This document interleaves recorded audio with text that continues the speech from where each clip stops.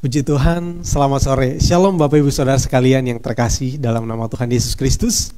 Salam sejahtera untuk kita semua dimanapun Bapak Ibu berada saat ini. Saya yakin dan percaya bahwa kita semua ada di dalam lindungan kasih Tuhan. Bapak Ibu yang terkasih, kita bersyukur untuk hari ini karena kita masih beroleh kesempatan, masih beroleh kesehatan dan kekuatan, sehingga saat ini kita masih bisa terkumpul di dalam persekutuan yang indah walaupun hanya melalui media online, tetapi kita tetap bersyukur karena kesempatan Tuhan masih berikan sehingga kita masih bisa memuji Tuhan. Bahkan terlebih dari itu kita masih bisa bersama-sama belajar tentang kebenaran firman Tuhan. Bapak Ibu yang dikasihi oleh Tuhan, hari-hari ini banyak hal yang melanda kehidupan kita, bahkan dunia ini, tetapi kita di dalam Tuhan tidak perlu khawatir, kita tidak perlu takut karena masa depan kita ada di dalam jaminan Tuhan. Tuhan telah menjamin masa depan kita. Sebab itu apapun yang kita alami saat-saat ini, marilah kita jangan pernah berhenti untuk tetap bersyukur, berharap kepada Tuhan. Mari Bapak Ibu, saat ini saya mengajak kita untuk kembali memanaikan satu pujian sebelum kita lanjut ibadah kita. Saya mengajak kita untuk mengangkat pujian ini.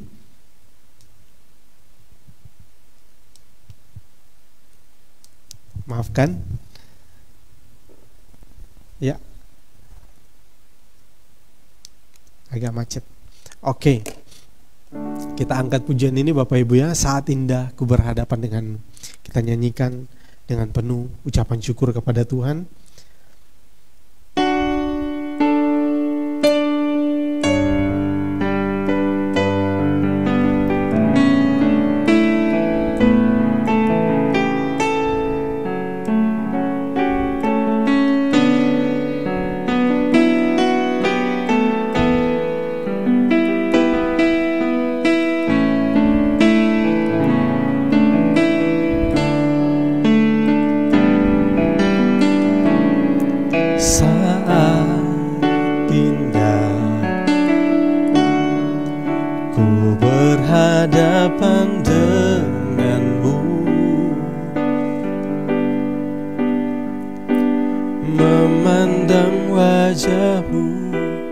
Yesus kekasih jiwaku, bawa daku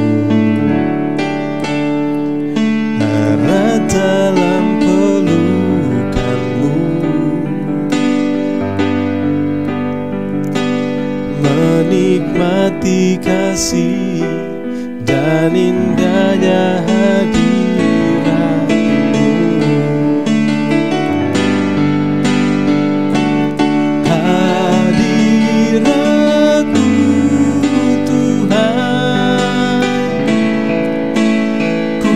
Rasakan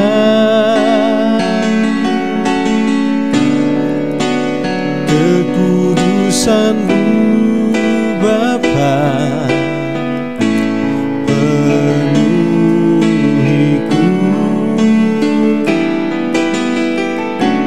ku rindu selalu diam dalam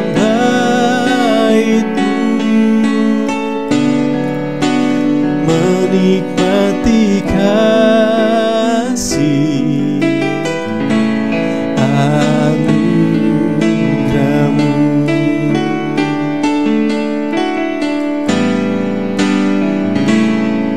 Saat indah ku berhadapan dengan-Mu, memandang wajah-Mu, Yesus kekasih jiwaku,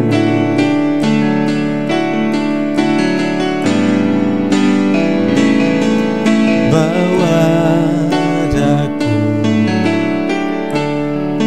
erat dalam pelukan-Mu,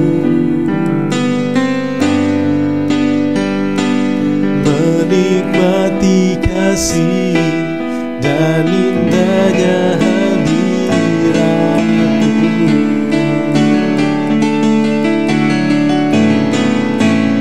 Hadiratmu Tuhan, ku rasakan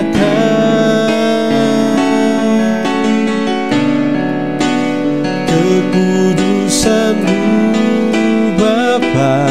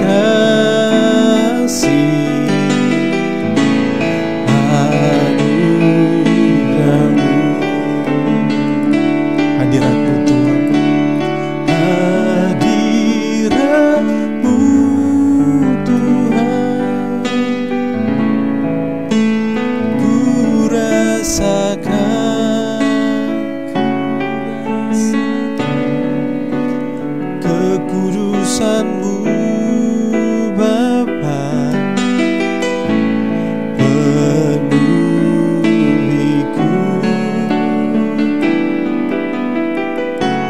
Ku rindu selalu diam dalam bait-Mu, menikmati kasih anugerah-Mu,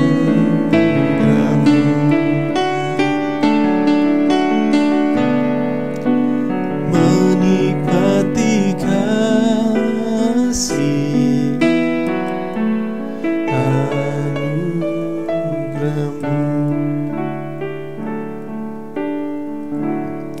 Mari Bapak Ibu Saudaraku, kita satukan hati, kita berdoa. Bapa di sorga, terima kasih atas kesempatan ini, terima kasih untuk waktu yang indah ini. Saat ini ya Tuhan, kami bersama-sama bersatu hati, kami berkumpul di dalam iman ya Tuhan kami berserah penuh kepadamu Tuhan.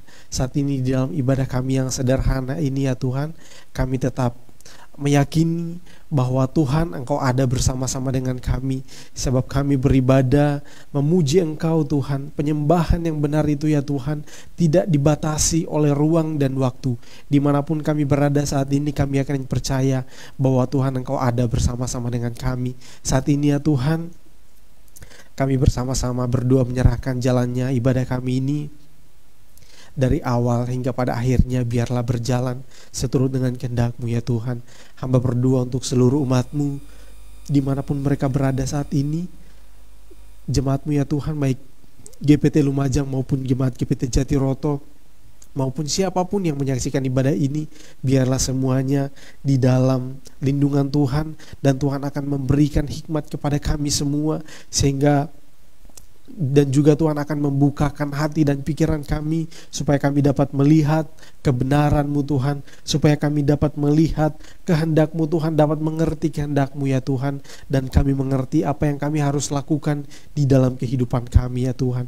Terima kasih ya Tuhan, hamba-Mu secara pribadi berdoa memohon kepadamu ya Tuhan belas kasihan-Mu. Hamba berdoa ya Tuhan kepadamu mohon hikmat-Mu. Hamba memohon kiranya Tuhan Engkau lingkupi hamba-Mu dengan kuasa-Mu, otoritas dari Engkau Tuhan, kiranya melingkupi hamba-Mu ya Tuhan, bibir lidah hamba-Mu, pikiran dan perasaan hamba-Mu, semuanya Tuhan Engkau kuasai ya Tuhan, supaya hamba dapat berkata-kata seturut dengan kehendak-Mu ya Tuhan. Terima kasih Tuhan, terima kasih, kami berserah penuh kepadamu ya Bapa. Terpujilah nama-Mu ya Tuhan. Ini doa kami mengucap syukur dan kami siap untuk mendengarkan dan belajar kebenaran firman Tuhan. Di dalam nama Tuhan Yesus Kristus, haleluya, amin. Puji Tuhan. Ya, Bapak Ibu yang terkasih di dalam nama Tuhan Yesus Kristus,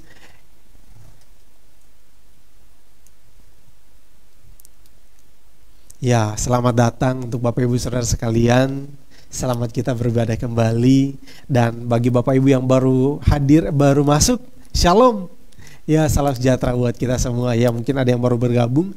Damai sejahtera Allah melingkupi dan menaungi kita semua. Bapak Ibu yang dikasihi oleh Tuhan, beberapa waktu yang lalu kita sudah banyak belajar tentang firman Tuhan. Kita sudah banyak belajar hal-hal yang luar biasa Bapak Ibu ya. Dan itu sangat-sangat berpengaruh di dalam kehidupan kita sebagai umat Tuhan. Apapun materi yang kami sampaikan di dalam ibadah-ibadah PA itu merupakan topik-topik yang umum Bapak Ibu ya. Jadi mungkin akan sering kita jumpai kalau memang Bapak Ibu senang belajar tentang firman Tuhan. Bapak Ibu akan sering mendengar topik-topik yang kami bawakan di hari-hari ini dalam ibadah PA ini Bapak Ibu ya. Jadi itu bukan hanya sekedar untuk menambah wawasan kita, bukan hanya sekedar untuk membuat kita itu hanya mengisi supaya kita itu sebagai orang, ya mungkin sebagai orang Kristen atau jemaat GPT Lumajang supaya tetap ada ibadah PA dan lain sebagainya. Tetapi itu bukan itu tujuan kami Bapak Ibu, tetapi saya, Saudara Daud dan juga Bapak Gembala dan pelayan-pelayan yang ada, kami bersama-sama bersepakat supaya bagaimana kita ini bertumbuh di dalam iman kepada Tuhan, bukan hanya bertumbuh secara jasmani atau mungkin kelihatan aktif di dalam ibadah, tetapi kita juga mampu untuk menanggapi hal-hal yang sedang atau terjadi di dunia ini, terutama hal-hal yang bersinggungan dengan iman Kristen, yang menyangkut dengan kepercayaan kita kepada Tuhan. Ketika ada orang bertanya kepada kita, Yesus itu siapa? Oh, mungkin kita berkata, oh Yesus itu Tuhan. Itu hal yang mudah Bapak Ibu. Tetapi kalau sudah dikatakan, kenapa kamu percaya bahwa Yesus itu Tuhan? Kita sudah mulai bingung. Ini karena begini. Ya Bapak Ibu yang dikasihi oleh Tuhan, mari jangan kita hanya mendengarkan apa kata orang saja atau mungkin apa yang kami sampaikan di tempat ini, tetapi Bapak Ibu, saya secara pribadi dan kami hamba Tuhan juga memohon atau mendorong Bapak Ibu Saudara sekalian supaya belajar secara mandiri juga, supaya ketika ada hal-hal yang mungkin kami belum sempat, karena di dalam PA seperti ini Bapak Ibu, apa yang kami sampaikan itu benar-benar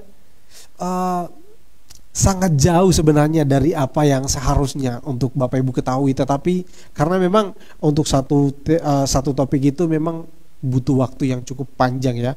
Tetapi karena ibadah kita terbatas waktu dan Bapak Ibu ya mungkin karena kesibukan lain sebagainya mungkin bisa saja terganggu. Sebab itu Bapak Ibu di dalam hal seperti ini kami mendorong Bapak Ibu supaya belajar secara mandiri, supaya ketika ada hal yang sedemikian terjadi dalam kita atau orang-orang yang ingin bertanya tentang iman Kristen, kita mampu untuk menanggapinya.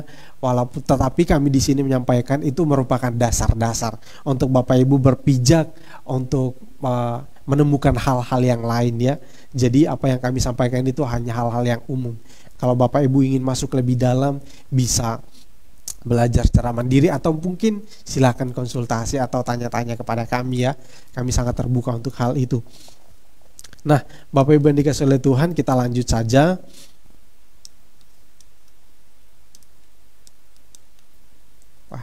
agak macet. Oke. Nah, sekarang kalau di beberapa waktu yang lalu Bapak Ibu sudah belajar tentang aborsi, kita sudah juga belajar tentang hal-hal yang berkaitan dengan iman Kristen, yaitu ada tentang teologi kemakmuran ya Bapak Ibu. Kita sudah ada orang-orang yang hanya menawarkan tentang kemakmuran dan sebagainya. Dan juga kita sudah belajar tentang akhir zaman dan banyak hal. Kali ini saya mengajak kita kembali untuk melihat satu topik yang sebenarnya kalau dibilang topik ini bukan suatu hal yang baru, tidak asing lagi sebenarnya di telinga kita. Ini suatu hal yang sudah sering kita dengarkan sebenarnya. Tetapi Bapak Ibu yang dikasihi oleh Tuhan, ternyata di kalangan Kristen sendiri hal-hal ini ternyata masih sering kita temukan Bapak Ibu ya. Kalau berbicara tentang berhala Bapak Ibu, ini memang sesuatu, kalau kita berbicara tentang berhala kita akan berpikir sesuatu yang seperti ini. Kita semua sudah punya konsep karena kita sudah banyak belajar tentang hal ini. Mungkin kita secara tidak langsung kita menemukan pemahaman-pemahaman tentang berhala ini. Tetapi kita harus ketahui bahwa hal ini sangat penting Bapak Ibu ya. Kenapa? Karena hal ini begitu sangat berpengaruh di dalam iman kita kepada Tuhan. Sebelum kita lanjut tentang tema ini, saya mengajak kita Bapak Ibu untuk membaca satu ayat, yaitu di dalam kitab Keluaran pasal yang ke-20. Ini tidak asing lagi Bapak Ibu, tentang 10 firman ya. Saya akan baca beberapa ayat saja. Di sini ayat 4 yang saya tulis, tapi saya akan baca mulai dari ayat yang ke-5 sebenarnya sampai ayat yang sampai ayat yang ke-6 ya Bapak Ibu ya. Saya akan bacakan mulai dari ayat yang ke-3 dan ke-4 ya. Poinnya di ayat yang ke-3 sebenarnya, jangan ada padamu Allah lain di hadapanku. Jangan membuat bagimu patung yang menyerupai apapun yang ada di langit di atas, atau yang ada di bumi di bawah, atau yang ada di dalam air di bawah bumi. Ayat yang ke-5, saya lanjut saja ya. Jangan sujud menyembah kepadanya atau beribadah kepadanya, sebab aku, Tuhan Allahmu, adalah Allah yang cemburu, yang membalaskan kesalahan kepada anak-anaknya dan kepada keturunan yang ketiga dan keturunan dan keempat dari orang-orang yang membenci aku. Nah, baiklah Bapak Ibu Saudara yang dikasihi oleh Tuhan.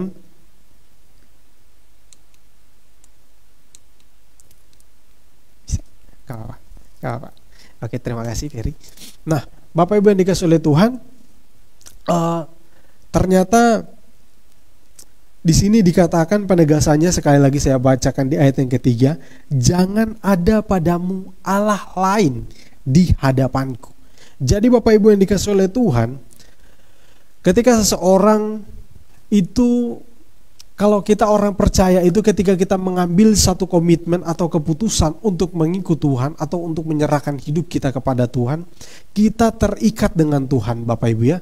Jadi Tuhan hidup kita ini seperti yang dikatakan oleh Rasul Paulus, bahwa hidupku bukannya aku lagi, melainkan Kristus yang hidup di dalamku. Jadi kita bisa melihat di dalam kehidupan kita.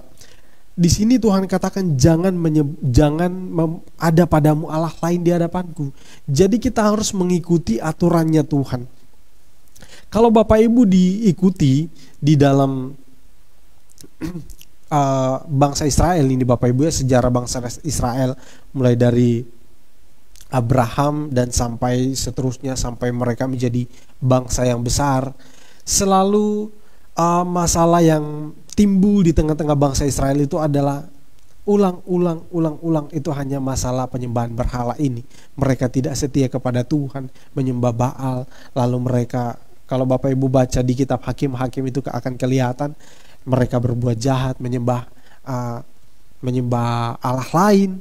Terus nanti Tuhan biarkan mereka sehingga mereka itu dijara, disiksa oleh bangsa-bangsa lain. Terus nanti mereka berseru kepada Tuhan minta tolong. Terus nanti Tuhan tolong lagi. Setelah itu mereka kembali lagi di jalan yang benar, mengikuti Tuhan. Terus setelah itu mereka sudah dalam keadaan yang aman, mereka balik lagi untuk, nah kira seperti itu terus putar-putar Bapak Ibu ya. Itu kalau Bapak Ibu baca di dalam kitab Hakim-Hakim. Nah, sekarang kita akan lihat Bapak Ibu, sebenarnya berhala itu sebenarnya apa sih? Kalau kita berkata tentang berhala Bapak Ibu, sebenarnya manusia itu sebenarnya adalah makhluk yang tidak bisa lepas dari satu hal ini, berhala. Sebenarnya kalau kita katakan kepada Tuhan itu sebenarnya suatu, sebenarnya apa ya, setara sebenarnya ya Tuhan itu kalau kita katakan berhala, tetapi dalam dalam di bagian yang dari sudut pandang yang positif Bapak Ibu ya. Tetapi kalau konotasi kalau kita katakan berhala itu selalu hal yang buruk. Tetapi sebenarnya kalau kita menyembah Tuhan, kita mengikut Tuhan dan menyerahkan hidup kepada Tuhan, itu sama dengan Tuhan itu adalah Tuhan kita. Jadi apa yang menjadi Tuhan kita, itulah berhala kita. Nah, kurang lebih seperti itu Bapak Ibu ya. Nah, Bapak Ibu yang dikasihi oleh Tuhan, kalau berbicara tentang berhala, maka kita akan menemukan ada berbagai hal yang bisa kita temukan di sana. Ada hal-hal yang akan kita lihat yang itu sebenarnya sangat sangat-sangat dekat dengan yang namanya iman ya Bapak Ibu dikasih oleh Tuhan. Jadi ketika seseorang itu menyembah berhala, berarti dia menaruh kepercayaan kepada hal tersebut, atau kepada orang, mungkin kepada orang, atau mungkin kepada pribadi, atau mungkin kepada benda-benda, atau mungkin kepada roh-roh dan lain sebagainya. Nah, itu berhala. Nah, itu sangat identik dengan itu ya Bapak Ibu. Kalau kita lihat Bapak Ibu, nah, berhala itu merupakan satu bentuk penyembahan atau pemujaan yang ditujukan kepada suatu objek. Nah, ini biasanya juga identik dengan hal-hal yang mistik, hal-hal yang spiritual, atau hal-hal yang kalau Bapak Ibu misalnya ada dukun-dukun atau paranormal atau hal-hal yang berbau mistis ya Bapak Ibu ya. Nah, Bapak Ibu akan, itu sebenarnya kalau berhala itu kurang lebih ada hal yang menyangkut dengan seperti itu. Dukun itu orang yang berhala Bapak Ibu ya. Kalau kita pergi ke dukun berarti kita berhala. Paranormal itu sama dengan sesuatu yang berhala Bapak Ibu ya. Jadi penyembahan atau pemujaan pada suatu objek. Objek itu bisa orang, bisa roh-roh, atau bisa setan, bisa juga pohon, bisa juga batu besar, bisa juga kalau dulu-dulu terkenal dengan yang disebut dengan dewa-dewa Bapak Ibu ya. Ada dewa matahari, ada dewa bulan, ada dan lain sebagainya. Nah, itu kurang lebih seperti itu. Bapak Ibu pasti sangat memahami tentang hal ini. Jadi berhala itu selalu konotasinya seperti itu. Nah, di dalam Alkitab Bapak Ibu, kalau kita lihat di dalam Alkitab bahwa berhala itu adalah satu ilah atau pemujaan atau Allah. Jadi konotasinya kalau menurut kita, kalau kita katakan berhala itu selalu sesuatu yang tidak baik. Jadi saya katakan di sini ilah, jadi sesuatu Allah yang lain. Jadi kalau kita berhala, berarti berhala itu yang jadi Allah kita. Terus yang selanjutnya, kalau di dalam Alkitab Bapak Ibu kita akan temukan yang dimaksudkan dengan berhala itu, kita akan lihat bahwa itu adalah satu bentuk perzinahan secara spiritual. Jadi satu bentuk perzinahan secara spiritual, di mana seseorang itu menduakan Tuhan atau mengabaikan Tuhan dan mengikuti ilah yang lain Bapak Ibu ya. Terus yang selanjutnya, kalau kita berbicara tentang berhala ini, maka berhala itu adalah sesuatu yang paling dibenci oleh Tuhan Bapak Ibu. Kalau Bapak Ibu baca di dalam Alkitab, banyak hal berhala itu yang membuat bangsa Israel itu selalu mengalami hukuman demi hukuman karena mereka tidak mau taat kepada Tuhan dan sungguh-sungguh kepada Tuhan. Jadi berhala itu adalah satu bentuk sinkritis. Bapak Ibu kalau tahu sinkritis itu adalah bentuk orang yang meyakini, misalnya dia itu punya banyak keyakinan. Jadi dia percaya kepada Tuhan, tetapi juga dia percaya kepada ini, dia percaya kepada ini. Nah, Jadi di dalam Alkitab Bapak Ibu kita ditegaskan oleh Tuhan, kalau percaya kepada Tuhan, Tuhan saja. Seperti Bapak Ibu, kalau Bapak Ibu baca di dalam kitab Matius, dikatakan kamu tidak dapat mengabdi kepada dua tuan. Sebab jika demikian, kamu akan menghormati yang satu, mengindahkan yang satu, dan mengabaikan yang lain. Jadi Bapak Ibu, kita tidak bisa setia kepada Tuhan, lalu kita juga setia kepada hal-hal yang lain. Kita pastinya akan memilih satu hal yang paling kita utamakan dalam kehidupan kita. Nah, nanti kita akan lihat seperti apa kira-kira hal ini. Bapak Ibu yang dikasihi oleh Tuhan, ya, maafkan. Jadi di sini kenapa hal ini sangat dibenci oleh Tuhan? Kenapa berhala itu merupakan suatu hal yang paling dibenci oleh Tuhan, Bapak Ibu? Kalau Bapak Ibu kita akan lihat hal yang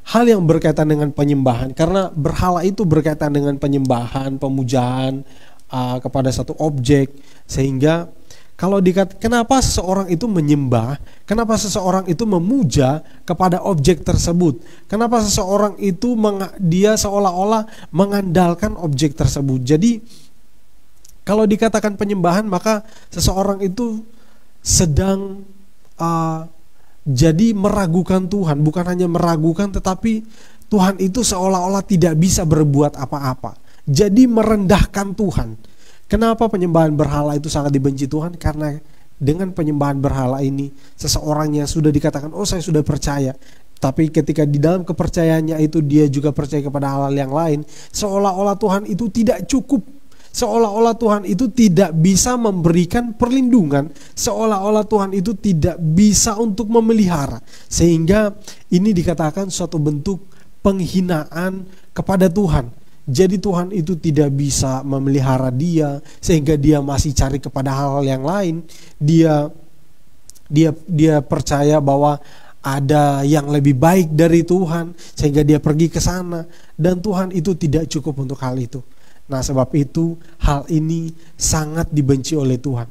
Karena dengan demikian kita melakukan hal-hal yang demikian, misalnya orang Kristen pergi ke dukun, itu hal yang sangat-sangat tidak baik, karena itu sangat menyakiti hati Tuhan. Jadi kita itu merendahkan Tuhan, seolah-olah Tuhan itu tidak bisa memelihara kita. Tetapi Bapak Ibu yang dikasihi oleh Tuhan, kenapa hal ini bisa terjadi? Karena manusia itu terlalu dikuasai oleh keinginan. Sebab itu Bapak Ibu yang dikasihi oleh Tuhan, mari kita perhatikan kembali dalam kehidupan kita. Apa itu berhala? Nanti kita akan lihat seperti apa sih sebenarnya berhala yang sebenarnya. Dan berhala-berhala ini kalau kita lihat di dalam perjanjian lama, ya kalau Bapak Ibu lihat di perjanjian lama, kalau Bapak Ibu lihat di sepanjang perjanjian lama itu, kita akan lihat apa yang dimaksudkan dengan berhala-berhala itu. Berhala-berhala itu selalu diidentikan dengan yang namanya patung, selalu diidentikan dengan pohon-pohon besar atau tempat-tempat sembahyang. Mungkin ada Bapak Ibu baca juga ada kuil-kuil, ada bahkan mereka membuat patung yang dikasih nama, oh ini namanya Dagon, oh ini namanya ada Bapak Ibu bisa temukan di dalam perjanjian lama, ada banyak. Tapi di sini kita akan lihat bahwa ternyata memang di perjanjian lama itu hanya mengarah kepada hal-hal yang fisik, ya. Jadi hal-hal misalnya ada Dagon, ada patung, ada pohon dan lain sebagainya. Dia mengarahnya ke situ. Terus apa bedanya dengan masa kini? Ya, nanti kita akan lihat Bapak Ibu ya. Penyembahan berhala ternyata bukan hanya sekedar hal-hal yang sebatas ketika kita mengatakan, oh saya ini bebas dari penyembahan berhala, saya tidak pernah pergi ke dukun, saya tidak pernah melakukan sesuatu yang misalnya saya tidak punya patung-patung dan lain sebagainya, saya tidak pernah melakukan ritual-ritual yang mengarah kepada hal-hal yang mistik, saya tidak percaya kepada hal-hal yang misalnya yang tidak dikehendaki oleh Tuhan. Nah, kita akan lihat Bapak Ibu seperti apa sih sebenarnya penyembahan berhala di masa kini. Nah, terus yang selanjutnya Bapak Ibu kita akan lihat bahwa saya akan memulai dari sini. dengan kekristenan. Kalau tadi kita sudah sudah memulainya dengan penyembahan berhala, sekarang kita akan lihat bahwa kekristenan, Bapak Ibu, di awal ini saya katakan tentang kekristenan. Kekristenan itu adalah jalan hidup, bukan hanya sekedar agama, dan bukan kalau kita berkata Kristen, jangan kita patok di dalam pikiran kita, oh itu adalah sebuah agama. Cukup sampai di situ. Bukan hanya sekedar itu, Bapak Ibu, tetapi kekristenan itu merupakan satu jalan hidup di mana kita itu memilih untuk mengikut Tuhan yang bukan hanya dibatasi di gereja saja, Bapak Ibu ya. Oh, jangan nanti kita sudah dilihat kita di gereja lalu kita katakan oh ini Kristen. Kita sudah mengikuti aturan-aturan di dalam gereja lalu kita katakan oh saya ini Kristen. Bukan hanya sebatas itu, Bapak Ibu ya. Sebab itu kekristenan adalah jalan hidup. Jadi kekristenan itu tidak hanya dibatasi di gereja saja untuk menunjukkan eksistensi kita sebagai orang Kristen, tetapi di luar gereja, dalam kehidupan kita sehari-hari, kita juga akan terlihat, oh ini orang Kristen yang baik atau bukan, oh ini benar-benar Kristen atau bukan. Jadi sebab itu dikatakan Kristen merupakan jalan hidup, bukan hanya sekedar agama. Ya, kekristenan itu, Bapak Ibu, bukan dimulai ketika seseorang itu lahir di dalam keluarga yang Kristen, lalu dia masuk ke gereja dan masuk di dalam lingkungan Kristen, bukan dimulai dari situ. Tetapi kekristenan itu dimulai ketika seseorang itu berjumpa dengan Yesus secara pribadi, lalu dia itu terus-menerus tekun di dalam imannya kepada Tuhan dan mengenal Tuhan. Ya, mengenal Tuhan. Jadi kekristenan itu dimulai dari perjumpaan dan pengenalan akan Kristus ya. Jadi disitulah awal kekristenan. Bukan ketika seseorang itu dari kecil sudah masuk ke gereja lalu dikatakan oh ini Kristen yang benar, Kristen yang sejati, bukan. Tetapi ketika seseorang itu berjumpa dengan Kristus, menerima Kristus dan mau untuk mengenal Kristus dan hidup menurut kehendak Kristus, nah itulah orang itu baru menjadi orang yang benar-benar Kristen. Sebab itu Bapak Ibu dikasihi oleh Tuhan, berbicara tentang kekristenan di sana dari perjumpaan dan pengenalan akan Kristus, maka kesucian kita akan dimulai di sana. Jadi kesucian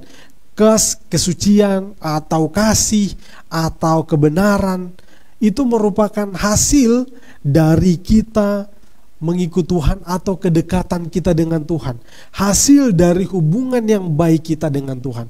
Itulah kekristenan itu, Bapak Ibu ya. Jadi hubungan yang baik dengan Tuhan. Sebab itu kita akan melihat bahwa kekristenan bukan hanya sekedar agama. Sebab itu kenapa saya katakan demikian atau saya menyampaikan hal-hal ini, Bapak Ibu, sehingga kita tidak mengatakan bahwa karena penyembahan berhala itu atau berhala itu sangat identik dengan yang namanya penyembahan. Dan di dalam penyembahan itu kita akan kenal yang namanya ritual-ritual atau hal-hal yang kita lakukan. Itu pandangan orang secara umum ya Bapak Ibu ya. Jadi dalam Kristen itu yang memperkenalkan ritual atau tata cara seseorang itu harus menyembah begini dan begitu. Orang kalau menyembah dengan benar harus begini dan begitu. Sebenarnya di dalam Alkitab itu tidak ada demikian Bapak Ibu ya. Tidak ada anjuran, oh kalau kamu berdoa atau kamu menyembah Tuhan itu yang benar itu harus begini. Tidak ada Bapak Ibu. Melainkan di dalam Alkitab itu dikatakan kita itu orang-orang yang menyembah Tuhan, menyembah Dia di dalam roh dan kebenaran. Jadi penyembahan yang kita lakukan atau ibadah yang kita lakukan atau pemujaan kita kepada Tuhan itu tidak dibatasi oleh ruang dan waktu, apalagi ritual-ritual atau tata cara tertentu, sehingga dengan melakukan seperti tata cara itu lalu kita penyembahan kita atau doa kita itu baru diterima oleh Tuhan. Nah, tetapi Bapak Ibu ada dikatakan dalam Alkitab jangan kita lakukan semuanya itu karena kita menunjukkan supaya kita ini orang yang hebat dan sebagainya. Bukan itu yang dikehendaki oleh Tuhan, tetapi memang di mana saja, bagaimanapun itu, kita bisa menyembah Tuhan, kita bisa berdoa kepada Tuhan, kita bisa memuji Tuhan. Ya, yang pastinya itu lahir dari hati yang tulus, memang benar-benar untuk memuji Tuhan sebagai junjungan kita, sebagai sesembahan kita. Bukan untuk motivasinya supaya dilihat orang, supaya dilihat hebat, atau supaya dipuji orang, bukan itu. Karena itu hal-hal yang demikian tidak akan berkenan di hadapan Tuhan. Sebab itu Bapak Ibu, saya katakan kekristenan itu adalah jalan hidup, bukan hanya sekedar agama. Tetapi memang kita perlu agama supaya ada keteraturannya Bapak Ibu ya. Jadi di sini yang kita lihat, yang ingin saya katakan kepada kita sekalian, bahwa kehidupan kita sebagai umat Tuhan, kita hidup di dalam penyembahan atau penyembahan yang benar kepada Tuhan, dialah yang benar. Nanti kita akan lihat, karena ternyata Bapak Ibu, kalau kita, inilah yang keliru, banyak hal yang keliru dalam kekristenan. Banyak orang yang tidak mengerti tentang penyembahan kepada Tuhan, sehingga mereka itu di dalam penyembahan mereka ada di dalam penyembahan yang tidak tepat ya Bapak Ibu ya. Ketika mereka menyembah Tuhan, harus begini dan begitu. Terus mereka mengatakan ketika menyembah Tuhan, ketika dia sudah bernyanyi memuji Tuhan, itu sudah seperti itu penyembahan. Nah, kita akan lihat. Nah ini yang saya katakan tadi, bahwa kebanyakan orang itu ketika menyembah Tuhan, ini pandangan secara umum. Ketika orang itu menyembah Tuhan atau ketika dia datang memuji Tuhan, beribadah kepada Tuhan, misalnya seseorang itu datang ke gereja, dia datang, Tuhan, saya punya beban ini, saya punya pergumulan ini, sehingga dia datang di situ. Atau Tuhan, saya ada di dalam keadaan yang terjepit, sehingga dia datang kepada Tuhan, berlutut, berdoa, menangis, mengangkat tangan, menyembah, semua mau dilakukan. Tuhan, saya ada dalam keadaan yang sangat susah, sehingga dia datang. Berarti ya bisa kita katakan, katakanlah dia butuh keamanan. Dia datang. Ini pandangan secara umum. Orang-orang datang memuji Tuhan, orang-orang datang menyembah Tuhan supaya dia beroleh keamanan, terlindung dari berbagai macam hal yang mencoba untuk mungkin menjatuhkan dia, mungkin mencoba untuk melemahkan dia atau mematahkan iman dia. Nah, mungkin kira-kira demikian. Terus yang selanjutnya, ada juga orang-orang, kelompok-kelompok orang yang datang kepada Tuhan beribadah supaya Tuhan itu menjamin kemakmuran kehidupannya, supaya segala sesuatu yang dia kerjakan, misalnya, Tuhan, saya punya gini dan begitu, Tuhan tolong supaya saya bisa berhasil.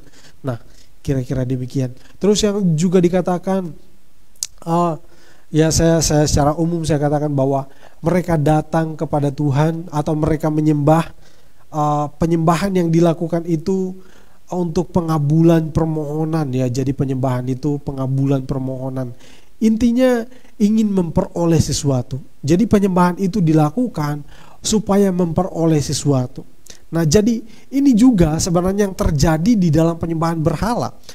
Ini sebenarnya Bapak Ibu yang dikasih oleh Tuhan, bisa saja terjadi di dalam kekristenan atau di dalam gereja. Dan ini sesuatu yang saya katakan sebenarnya bukan hal yang salah. Tetapi kalau kita punya pola pikir atau cara pandang kita yang seperti ini adalah suatu hal yang terlalu sempit, kita katakan, untuk satu penyembahan. Nah, Bapak Ibu yang dikasihi oleh Tuhan, ini kebanyakan yang dicari oleh orang, sehingga ketika banyak orang yang percaya kepada Tuhan, terus mereka hal-hal ini mereka tidak, seolah-olah mereka tidak menerima, mereka mencari kepada, atau mungkin mereka merasa terlalu lama untuk Tuhan menjawab pergumulan mereka, mereka mencari alternatif lain. Mungkin orang itu karena ingin kemakmuran atau ingin kekayaan, mereka ingin ke dukun, mereka ingin gini, atau mungkin ya biasanya orang juga, mungkin Bapak Ibu juga pernah mendengar cerita ini. Orang itu ingin jodoh yang terbaik. Dia sudah suka sama si ini tapi tidak suka. Terus tiba-tiba dia pergi ke dukun, lalu dia bisa mendapatkan orang itu. Nah, itu satu hal yang sangat miris Bapak Ibu ya. Jadi mengabaikan Tuhan lalu mengambil alternatif lain, seolah-olah Tuhan itu tidak ada apa-apanya. Tetapi dia masih termasuk orang Kristen. Ya, mungkin masih termasuk orang Kristen, tetapi dia tidak percaya bahwa Tuhan menyediakan yang terbaik, lalu mengambil jalan itu. Saya maunya ini, mau paksa, akhirnya ambil jalan pintas. Seperti ada satu istilah Bapak Ibu dulu dikatakan, cinta ditolak dukun bertindak. Nah, itu satu hal yang sangat miris ya.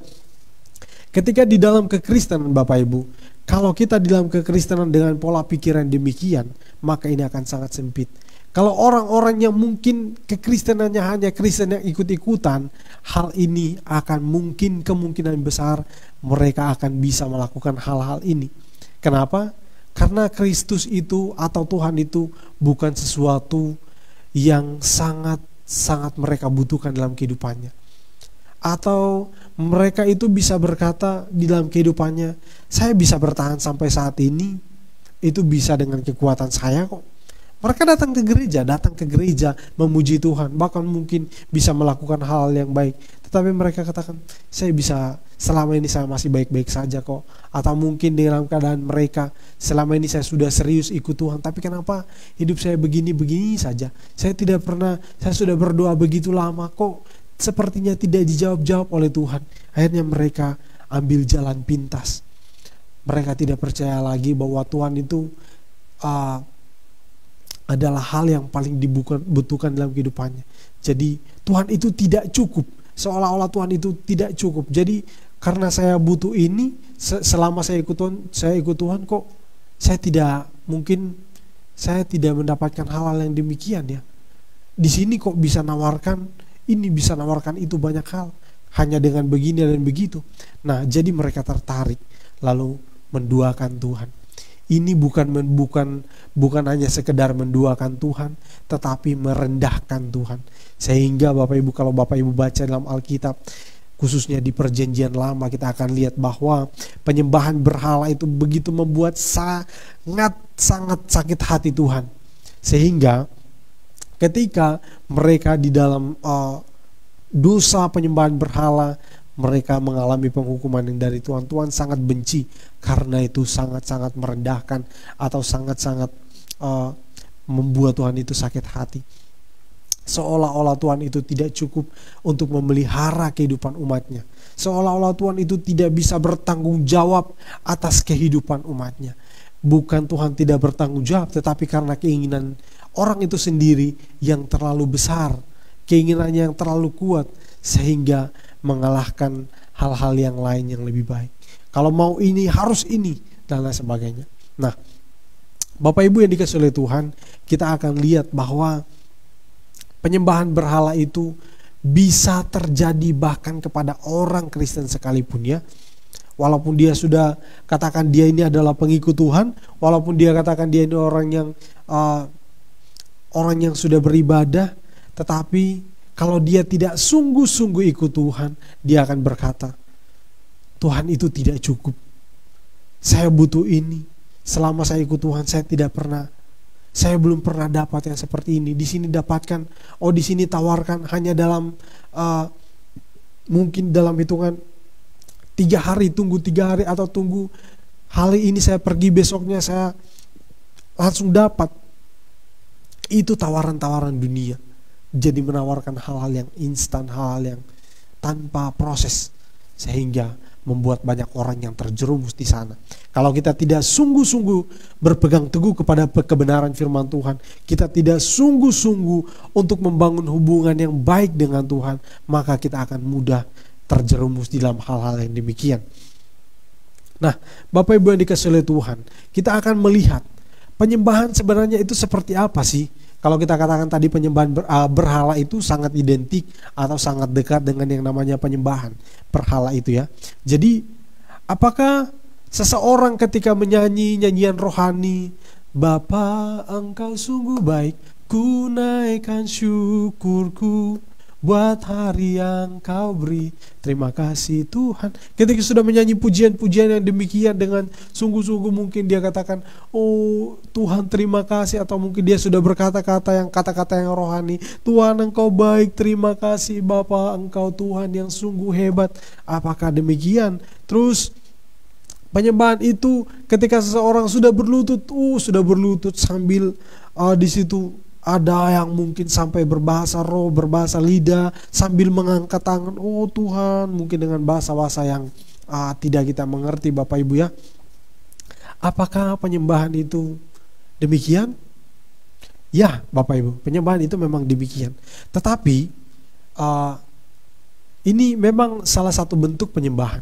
Tetapi kalau kita pahami penyembahan hanya dalam hal yang seperti ini, maka ini adalah pemahaman yang sangat sempit, Bapak Ibu ya.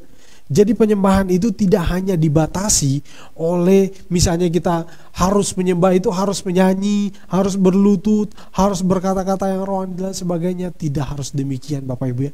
Jadi seperti yang saya katakan tadi, bahwa penyembahan itu kita di dalam kekristenan itu berbeda dengan di zaman perjanjian lama.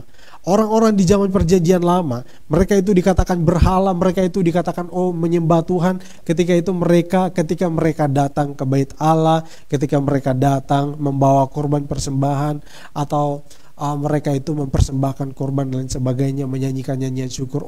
Mereka ini masih di dalam Tuhan. Mereka ini bukan orang-orang yang sudah berhala. Nah, itu akan kelihatan di situ. Jadi itu di konsep perjanjian lama. Tetapi kita di perjanjian baru, Bapak Ibu ya, Tuhan Yesus mengatakan bahwa kamu akan menyembah Bapa di dalam roh dan kebenaran.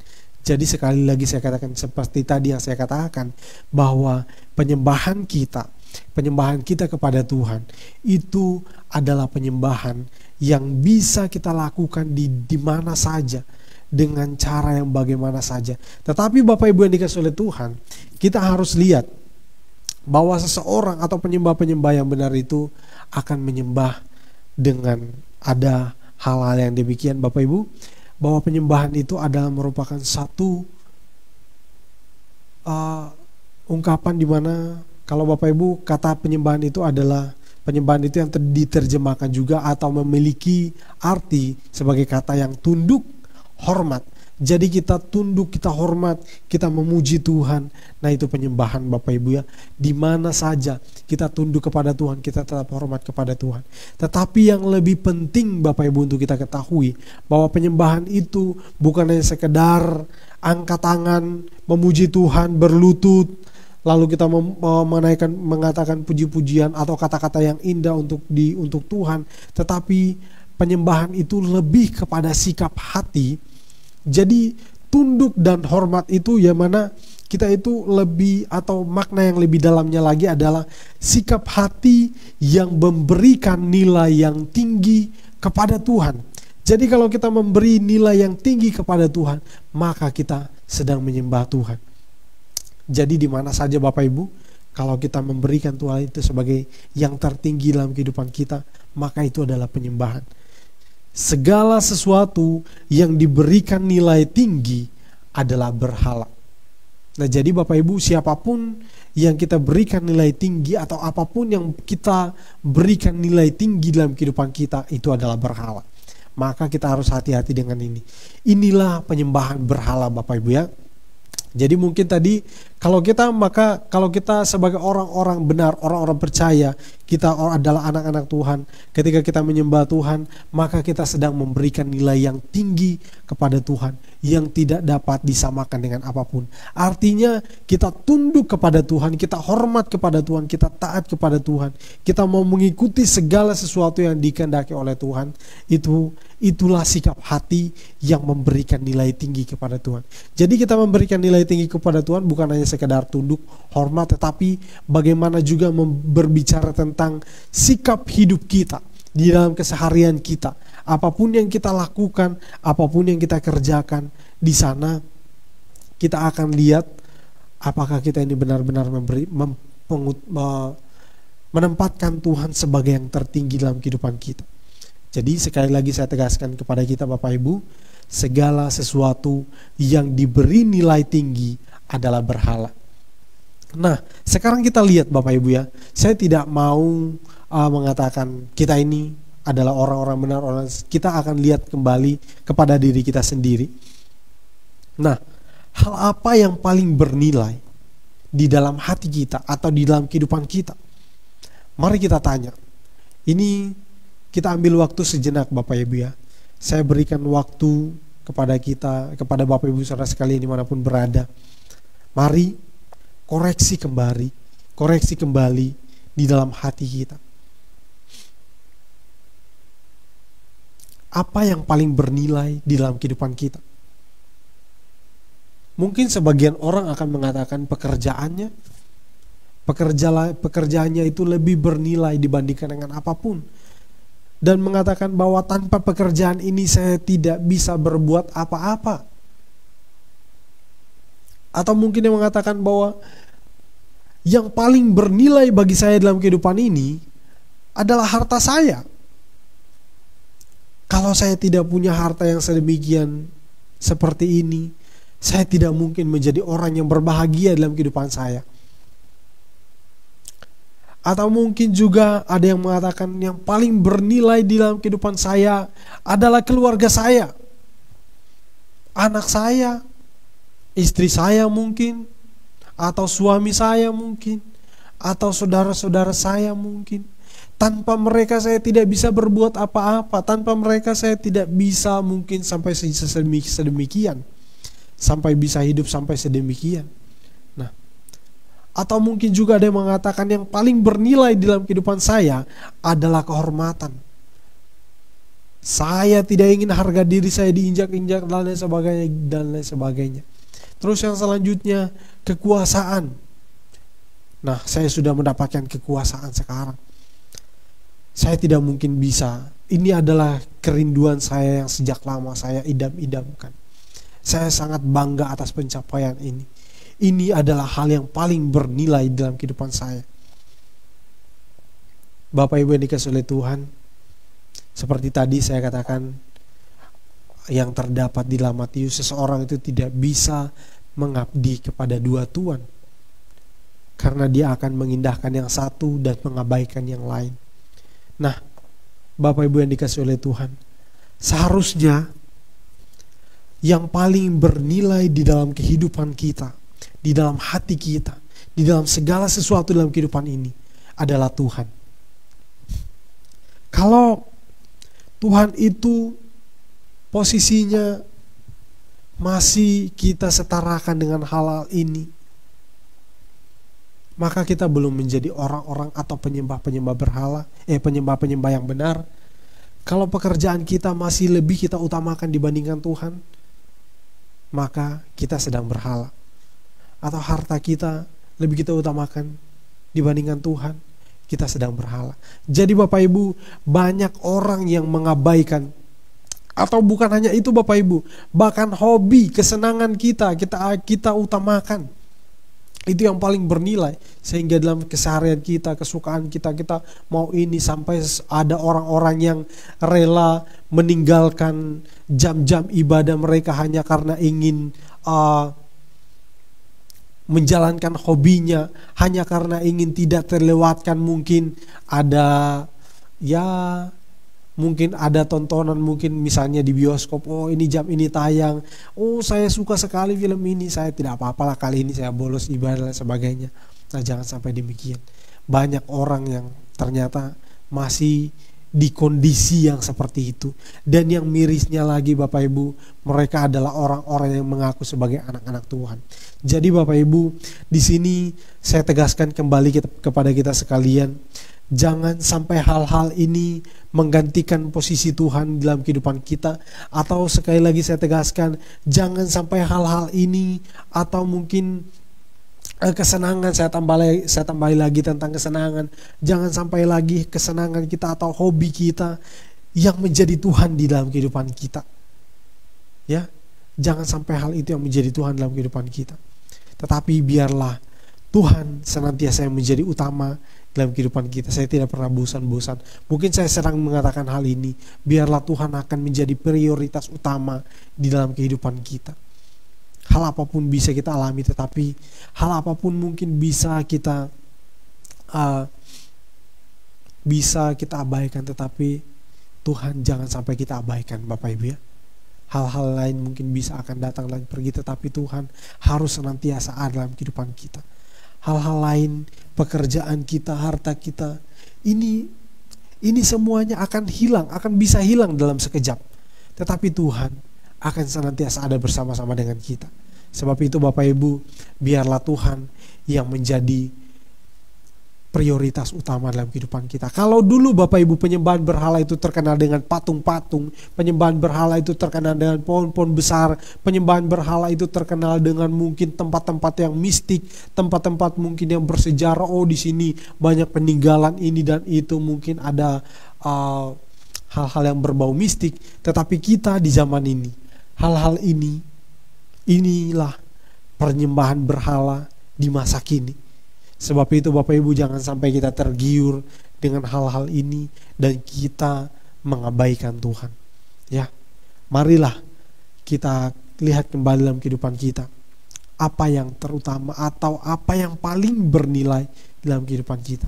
Dan saya sangat-sangat berharap kepada kita sekalian, saya sangat-sangat sangat-sangat berharap bahwa Tuhanlah yang menjadi hal yang paling berharga dalam kehidupan kita. Amin Bapak Ibu ya. Jadi biarlah Tuhan yang menjadi hal yang paling bernilai di dalam kehidupan kita. Yang selanjutnya Bapak Ibu, ya, kalau kita lihat bahwa siapakah sebenarnya penyembah berhala itu, mereka adalah pemuja dewa. Kalau kita baca penyembah patung, orang-orang yang percaya kepada dukun dan sebagainya, ini kita sudah lewati tadi. Tetapi kita Bapak Ibu di dalam kehidupan kita sebagai orang-orang yang percaya kepada Tuhan, mereka yang ini di masa lalu ya Bapak Ibu, ini hal-hal yang di masa lampau. Tetapi kita di masa kini, penyembahan berhala itu adalah hal-hal yang demikian. Itu bisa hobi kita, bisa pekerjaan kita dan sebagainya. Sebab itu kita harus hati-hati. Kalau dulu mungkin kita pahami penyembahan berhala itu seperti ini, tetapi di zaman ini Bapak Ibu, penyembahan berhala itu mungkin kita mengatakan, saya tidak punya dewa-dewa, saya tidak punya patung dewa, saya tidak menyembah patung, atau saya tidak pernah pergi ke dukun, saya tidak melakukan ritual-ritual yang mistis. Itu belum tentu untuk menyatakan bahwa kita ini bukan penyembah berhala. Tetapi kalau hal-hal ini masih lebih kita utamakan dalam kehidupan kita, atau hal-hal ini masih lebih bernilai dalam kehidupan kita, dan kita mengabaikan Tuhan, maka Tuhan kita adalah hal-hal yang demikian. Sebab itu Bapak Ibu, mari saat ini saya mengajak kita untuk membaca satu bagian terakhir Bapak Ibu, satu ayat terakhir ya, di ayat yang tadi ya, di dalam ayat yang ke-6. Kita lanjut di ayat yang ke-6, saya akan bacakan. Tetapi aku menunjukkan kasih setia kepada beribu-ribu orang, yaitu mereka yang mengasihi aku dan yang berpegang kepada perintah-perintahku. Jadi Bapak Ibu jangan takut kepada seolah-olah kita merasa bahwa Tuhan kok tidak perhatikan aku, Tuhan kok tidak pernah, seolah-olah Tuhan tidak peduli dengan keadaanku, seolah-olah Tuhan itu kok jauh rasanya. Padahal saya ini sudah setiap hari berdoa, saya sudah setiap hari membaca firman Tuhan, merenungkan firman Tuhan, tapi kok sepertinya Tuhan itu jauh. Nah Bapak Ibu yang dikasihi oleh Tuhan, jangan kita mengukur Tuhan itu berdasarkan hal-hal yang sifatnya sementara ya Bapak Ibu ya. Tetapi Tuhan itu sebenarnya hal atau pribadi yang sebenarnya karyanya itu tidak dapat kita ukur ya Bapak Ibu ya. Jadi ketika Tuhan ada dalam kehidupan kita, maka yang pastinya Bapak Ibu, kalau kita ada dalam Tuhan, seharusnya kita itu harus tetap taat untuk senantiasa melakukan apa yang dikehendaki oleh Tuhan. Dan kita percaya bahwa Tuhan tidak akan pernah membiarkan kita. Kalaupun hal-hal yang mungkin kita merasa, oh ini tidak enak untuk dialami, oh ini hal-hal ini mungkin rasanya ini sakit untuk kita alami, kita harus tetap berserah kepada Tuhan. Itu anggaplah itu sebagai suatu hal yang membawa kita kepada kemajuan atau pertumbuhan iman kita. Jangan pernah kita takut, jangan pernah kita ragu. Ketika kita mengatakan kita mengikut Tuhan, maka kita harus senantiasa konsisten. Sampai kapanpun kita tetap ikut Tuhan. Jangan sampai kita menduakan Tuhan sehingga kita disebut sebagai penyembah-penyembah berhala. Jangan sampai kita merendahkan Tuhan atau mengatakan bahwa Tuhan itu tidak cukup, lalu kita pergi kepada hal-hal yang lain, kita mengambil jalan pintas sehingga kita merendahkan Tuhan itu, seolah-olah Tuhan tidak sanggup untuk memelihara kita, seolah-olah Tuhan itu tidak sanggup untuk menghidupi kita, Bapak Ibu ya. Jadi marilah dalam kehidupan kita percayalah kepada Tuhan, jangan ragu tentang apapun, senantiasalah supaya dalam kehidupan kita, marilah kita senantiasa bersyukur kepada Tuhan dan merasa cukup atas segala sesuatu yang Tuhan telah kerjakan dalam kehidupan kita. Sebab itu Bapak Ibu, saya sangat terkesan dengan sebuah lagu yang mengatakan bahwa Yesus atau Kristus itu cukup bagiku, Kristus cukup bagiku. Hal-hal yang lain itu saya tidak butuhkan lagi. Bukan berarti tidak perlu bekerja Bapak Ibu ya, kita perlu bekerja, tetapi Kristus itulah yang paling utama dalam kehidupan kita. Ya, Bapak Ibu yang dikasihi oleh Tuhan, mungkin hal ini sangat sederhana ya Bapak Ibu ya, tetapi hal yang saya harapkan dalam kehidupan kita, marilah kita menjadi orang-orang yang penyembah-penyembah benar. Jangan sampai kita menduakan Tuhan dalam kehidupan kita dengan merasa bahwa Tuhan itu tidak cukup, atau mungkin kita menempatkan Tuhan itu pada posisi yang kesekian ya. Tapi marilah kita menempatkan Tuhan sebagai pemegang kendali atas seluruh kehidupan kita.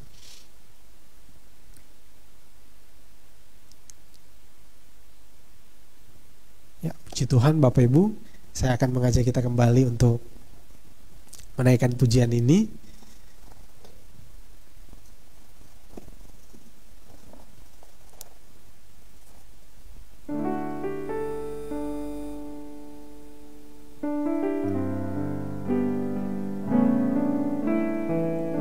Kita katakan pujian ini, saat indah ku berhadapan denganmu. Saat indah ku berhadapan denganmu, memandang wajahmu, Yesus kekasih jiwaku.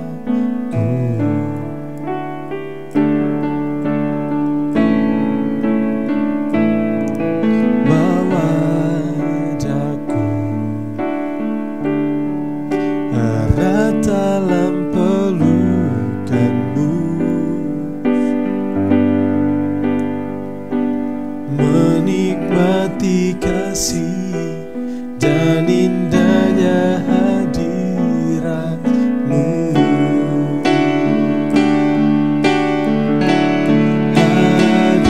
Hadiratku Tuhan, ku rasakan kekudusan-Mu Bapa, penuhiku. Ku rindu selalu diam dalam bait-Mu, menikmati kasih anugerah-Mu.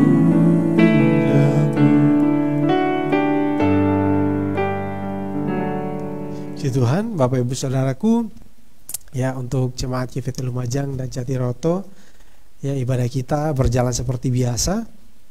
Untuk hari Minggu ada ibadah raya, dan jam 8 pagi mari kita senantiasa bersuka cita untuk senantiasa mengikuti ibadah-ibadah yang ada, supaya kita bukan hanya sekedar untuk memenuhi kewajiban kita ya Bapak Ibu sebagai orang Kristen, tetapi di mana kita itu menganggap bahwa ibadah itu adalah bagian dari kehidupan kita ya. Karena itulah yang dikehendaki oleh Tuhan ya Bapak Ibu ya, bukan hanya sekedar menunjukkan eksistensi kita atau status kita sebagai orang Kristen, tetapi di mana kita menganggap itu adalah bagian dari kehidupan kita. Jam 8 pagi ibadah raya, dan setelah ibadah raya ada ibadah sekolah minggu. Jangan hanya Bapak Ibu yang rajin beribadah, semangat beribadah, anaknya dibiarkan gitu aja ya. Anaknya juga mari didorong, berikan semangat. Kalau bisa bagi anak-anak yang belum begitu mampu untuk mengikuti ibadah-ibadah ini, maksudnya masih selalu belum begitu terfokus ya, kalau ibadah masih suka gini dan gitu, mari Bapak Ibu silahkan dituntun supaya bisa beribadah bersama-sama dan mereka bertumbuh di dalam iman kepada Tuhan. Dan selanjutnya Bapak Ibu, hari Rabu seperti ini ada ibadah PA jam 5 sore, dan hari Sabtu ada renungan atau sharing firman Tuhan untuk anak-anak kaum muda. Kita tetap semangat juga untuk anak-anak kaum muda, jangan kalah sama anak-anak sekolah minggu dan orang-orang tua, orang-orang dewasa. Mari kita yang masih jiwa muda tetap semangat untuk mengenal Tuhan ya. Puji Tuhan. Bapak Ibu, kita akan berdoa untuk mengakhiri ibadah kita saat ini. Saya mengajak kita untuk berdoa. Kita satukan hati, kita berdoa. Bapa di surga, terima kasih untuk kemurahan-Mu bagi kami semua. Saat ini ya Tuhan, hamba-Mu telah selesai berkata-kata, tetapi hamba memohon supaya Tuhan Engkau berbicara kepada umat-umat-Mu Tuhan, agar mereka bisa memahami dengan lebih baik lagi dan memahami dengan lebih jauh lagi. Karena hamba percaya ya Tuhan, bahwa firman-Mu akan senantiasa hidup dan akan memberikan pemahaman-pemahaman yang baik. Roh-Mu Tuhan akan menguasai setiap kami. Terima kasih Tuhan. Hamba berdoa ya Tuhan untuk seluruh umat-Mu Tuhan, sidang jemaat-Mu Tuhan, maupun yang menyaksikan ibadah ini.